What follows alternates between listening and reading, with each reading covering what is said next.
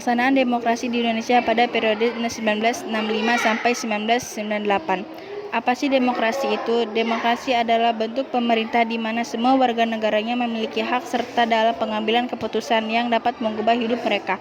Demokrasi mengizinkan warga negara berpartisipasi baik secara langsung atau melalui perwakilan dalam perumusan, pengembangan, dan pembuatan hukum. Pelaksanaan demokrasi di Indonesia pada periode 1965 sampai 1998 dinamakan juga dengan Demokrasi Indonesia Periode Baru. Periode Orde Baru 1965 sampai 1998 atau bisa juga Pemerintahan Orde Baru 1965 sampai 1998. Orde Baru itu apa? Orde Baru adalah sebutan bagi masa pemerintahan Presiden Soeharto di Indonesia. Orde Baru menggantikan Orde Lama yang merujuk kepada era pemerintahan Soekarno. Lahirnya Orde Baru diawali dengan dikeluarkannya Surat Perintah 11 Maret 1966. Orde Baru berlangsung dari tahun 1966 hingga 1998. Dalam jangka waktu tersebut, ekonomi Indonesia berkembang pesat meskipun hal ini terjadi bersamaan dengan praktik korupsi yang merajalela. Pemerintahan Orde Baru 1965 sampai 1998. Sejak proklamasi kemerdekaan hingga saat ini, Indonesia sudah mengalami beberapa periode sistem pemerintahan. Salah satunya adalah era Orde Baru Orba yang berlangsung sejak tahun 1966 sampai 1998. Orde Baru adalah istilah yang digunakan untuk menyebut masa pemerintahan yang terjadi di Indonesia setelah mundurnya Presiden Soekarno. Presiden after Soekarno pada masa Orde Baru adalah Soeharto, yang mendapatkan mandatnya melalui Super Semar setelah peristiwa G3OS PKI di tahun 1965. Pemerintahan Orde Baru 1965 sampai 1998. Orde Baru dimulai dengan tekad untuk mengabdi kepentingan rakyat dan negara yang didasari Pancasila Undang-Undang Dasar 1945. Era Orde Baru juga dibuat untuk mengatasi penyimpangan di masa Orde Lama. Berbagai kondisi lain seperti ekonomi yang terpuruk dengan tingkat inflasi mencapai 600% terukur oleh Tritura yang terpicu latar belakang G3OS PKI dan lain sebagainya turut menurunkan tingkat kepercayaan rakyat kepada pemerintah. Pemerintahan di masa Orba. Era sistem pemerintahan pada masa Orde Baru dimulai sejak 23 Februari 1966 sampai 21 Mei 1998 dalam bentuk Negara Indonesia Kesatuan NKRI. Sistem pemerintahan presidensial, bentuk pemerintahan Republik dan Undang-Undang Dasar 1945 sebagai dasar konstitusi atau undang-undang yang berlaku. Secara sistem pemerintahan Orde Baru tidak memiliki perubahan berarti dari era sebelumnya. Namun tetap ada beberapa perbedaan mendasar dari pandangan masa Orde Baru yang diubah karena sebagai penyimpangan di masa Orde Lama. Misalnya jabatan presiden menjadi identitas hidup dan belum adanya MPR, DPR, dan DPA yang sah.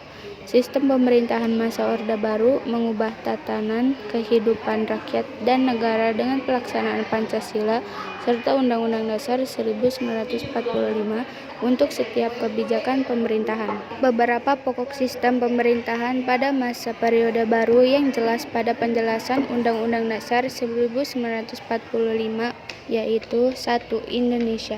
Indonesia adalah negara hukum yang menganut sistem konstitusional. Kedua, kekuasaan negara tertinggi ada di tangan Majelis Permusyawaratan Rakyat (MPR). Ketiga, presiden adalah penyelenggara pemerintahan negara tertinggi dan berada di bawah MPR. Keempat, menteri adalah pembantu presiden dan tidak bertanggung jawab kepada Dewan Perwakilan Rakyat atau DPR. Kelima, presiden tidak bertanggung jawab kepada DPR. Dan keenam, kekuasaan yang dimiliki kepala negara atau presiden tidak terbatas. Pemerintahan di masa Orba. Pelaksanaan pemerintahan Orde Baru pada prakteknya menyimpang dari pokok-pokok awalnya. Kekuasaan dipegang penuh oleh presiden dan walaupun pada awalnya kehidupan demokrasi di Indonesia menunjukkan kemajuan, tetapi dalam perkembangannya ternyata tidak jauh berbeda prakteknya dengan masa demokrasi terpimpin. Jika dulunya pemerintah Indonesia pada masa Orba menjalankan demokrasi Pancasila dan memutuskan sistem berdasarkan trias politika, tetapi hal tersebut juga tidak berjalan dengan baik. Orde Baru bertujuan untuk melaksanakan Pancasila dan Undang-Undang Dasar 1945 secara murni dan konsekuen.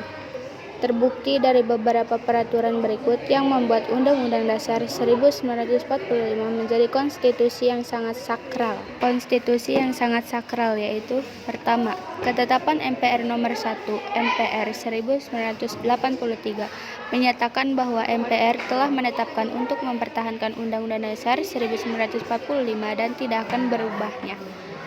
Yang kedua, ketetapan MPR nomor 4 MPR 1983 mengenai referendum yang antara lain menyatakan bahwa maka MPR berubah menjadi Undang-Undang Dasar 1945, maka rakyat terlebih dahulu harus dimintai pendapat melalui referendum. Yang ketiga, Undang-Undang Nomor 5 Tahun 1985 mengenai referendum yang menjadi suatu pelaksanaan dari TAP MPR sebelumnya. Pemerintahan di masa Orba. Peran sistem pemerintahan pada masa Orde Baru juga dilakukan perampingan partai-partai politik sehingga hanya menjadi 3 partai, yaitu Golongan Rakyat, Golkar, Partai Persatuan Pembangunan (PPP), dan Partai Perjuangan Indonesia (PDI). Dalam pelaksanaan, Golkar menjadi the single of the single who are always the unique version di setiap pemilu di masa Orde Baru. Ketidakpuasaan apapun yang muncul pada masa itu dengan cepat langsung direndam. Ciri pokok Orde Baru yang tampak pada sistem pemerintahan pada masa Orde Baru yaitu bahwa lembaga kepresidenan memegang kekuasaan yang sangat besar. Hampir semua kewenangan presiden yang diatur oleh UUD 1945 dilakukan tanpa pertimbangan dan persetujuan DPR sebagai wakil rakyat. Kelebihan sistem pemerintahan Orde Baru. Perlahan mulai menemukan makna Orde Baru sebagai sistem pemerintahan pada masa Orde Baru yang diterapkan, yaitu terlihatnya perbaikan di sebagai bidang. Beberapa kelebihan Orde Baru yaitu angka gross domestic produk Indonesia secara per kapita meningkat hingga lebih dari 1000% dari hanya mencapai $70 pada tahun 1968 dan pada tahun 1996 meningkat menjadi 1000% hingga mencapai lebih dari $1.565 Amerika. Kesuksesan program keluarga berencana yang mengendapkan slogan 2 anak cukup. Program pemberantasan buta huruf yang dilakukan di masyarakat dengan sukses sehingga tingkat pengangguran pun berkurang. Kekurangan pemerintahan Orde Baru.